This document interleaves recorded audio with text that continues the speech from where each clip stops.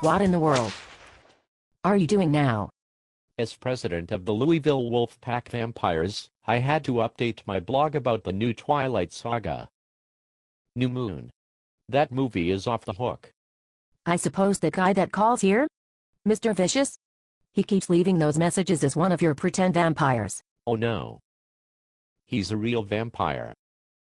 Don't ever put him through. What about the hotline message this week? Well, since Thanksgiving is coming up, I have been reflecting lately on traditions and how everyone is so busy these days. I remember growing up, there was a real sense of community, when hardly a week wouldn't pass without every soul in town coming together on a sunny cloudless afternoon. An afternoon like today.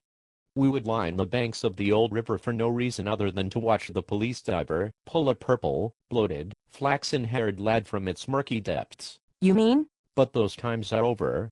Heck, nowadays you'd be lucky to see the missing boy's family stick around for more than an hour or two. Everybody is too busy with cable TV and video games to take time for simple joys like watching authorities trawl up and down the river in desperate search for another missing kid. No, the modern world just doesn't seem to have time to take a minute and sit back and really appreciate the austere beauty of a young child's partially decomposed and waterlogged torso hooked to a chain, breaking the still glassy surface of a lazy river. That is terrible. I know. I was just back home when they dredged up them Davis twins.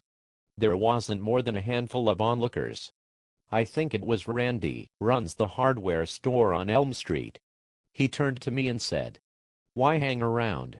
It's just going to be the same when they pull out Junior." I remember the great traditions like the annual rhubarb pie eating contests and gathering along the old river banks with your neighbors to watch the cops discover a contorted, hacked-up youngster with the fear of the final moments still plainly visible in his dead eyes. What type of work was your family in? Farming. Mostly we raised pigs. Back when I was knee-high to a grasshopper, a river dredging was an all-day event.